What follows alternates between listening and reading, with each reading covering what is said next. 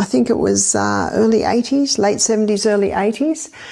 And in the hospital, there were a lot of sick people, and he only had one thing that he could use, and that was water. So no matter what the problem was, he'd give them a glass of water.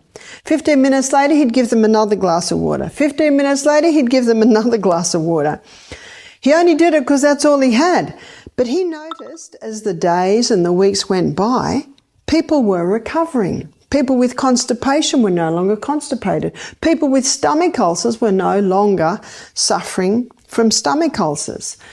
You see, the lining of the stomach has a thick mucosa wall on it, and mucus is 99% water. And he shows in dehydration, it's one of the first places that we lose water is the stomach.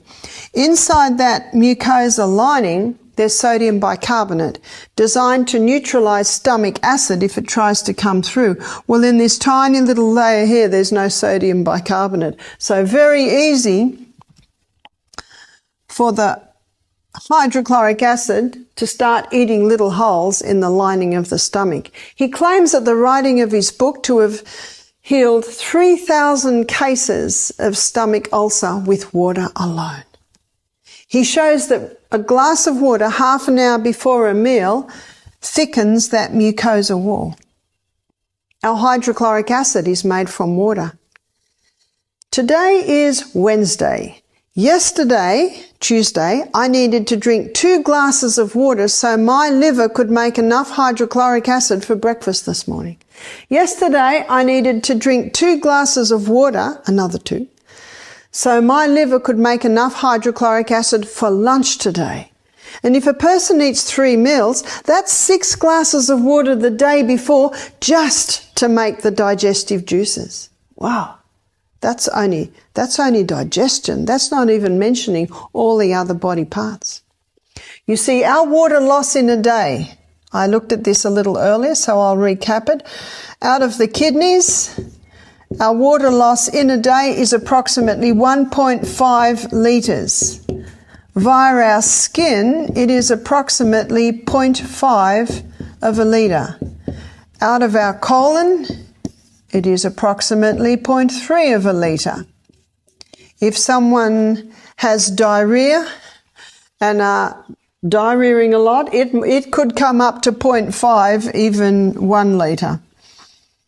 And out of our lungs, for every exhalation, there is moisture, 0.2 of a litre. So that's a 2.5 litre loss every day. And have you noticed we've got no reserve tank on the back? The only water that goes in is the water we put in. And that's what Dr. B's book is all on. He says one of the first places it's felt is the stomach. Another, of course, is digestion. When we don't have enough water to make the digestive juices, which are the enzymes that break our food down. He also showed that in the pancreas, it is affected by dehydration. Let me show you.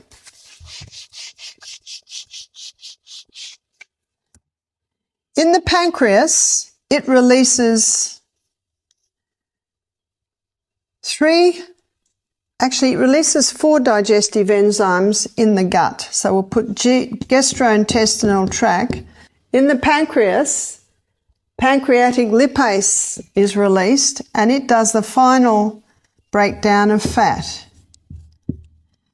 Pancreatic amylase does the final breakdown on starch.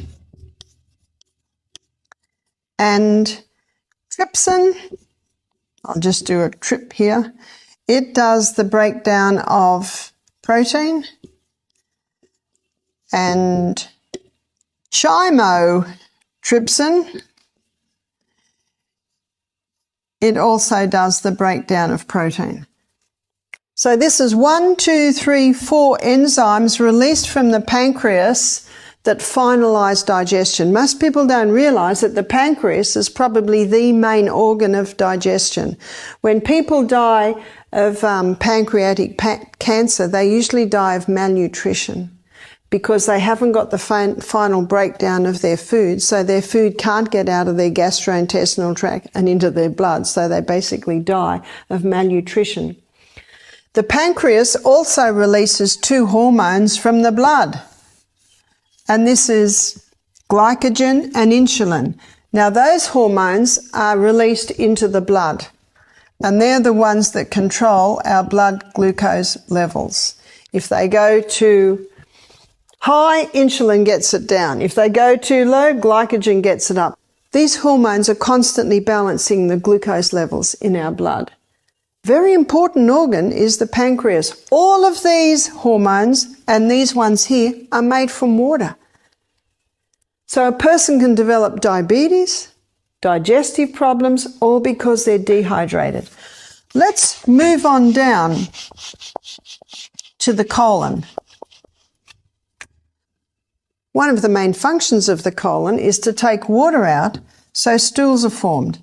If the body is dehydrated, more water gets taken out than should be taken out, then we get rabbit pellets, cement, basically there's constipation. Very difficult to have 3 evacuations a day, which Dr. Kellogg said is a necessity if you're having 3 intakes a day in a dehydrated person. Dr. B also showed that dehydration is felt in the brain. Our brain is a hydroelectric system. No hydro, no electricity. A person can suffer from depression, negative thought patterns, because they're dehydrated. Something else happens in dehydration with the brain, and that is the brain cells shrink. And when the brain cells shrink, that hurts. It hurts very much. When I say to people, do you get headaches? A common answer is, oh, only if I'm dehydrated. Dehydration is also felt in the lungs. Here are the little bronchioles. At the end of each bronchiole, there are alveoli, and they look like a little bunch of grapes. And that alveoli is where that gaseous exchange takes place. So when we breathe in, they fill up with oxygen. And over those little alveoli are a little capillary network. And what the blood does is it picks up the oxygen and drops the carbon dioxide, then we breathe it out. It's a fascinating system. And Gray's Anatomy says we have 300 million of these.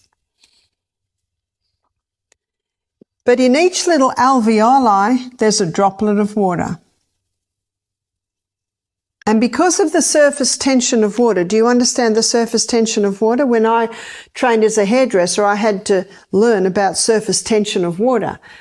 When you put water on your scalp, it doesn't really get through because of the oil. You put shampoo on, it breaks the surface tension of water, and of course it can get through.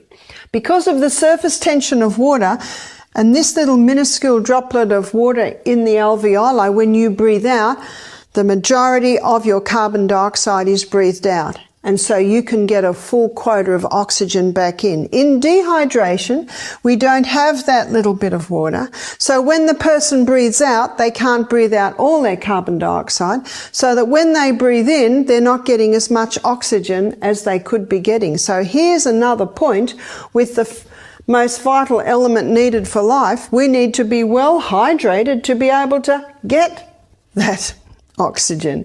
And we need to be having the proper salt and all of its minerals for the cell to utilize that water. So you can see they all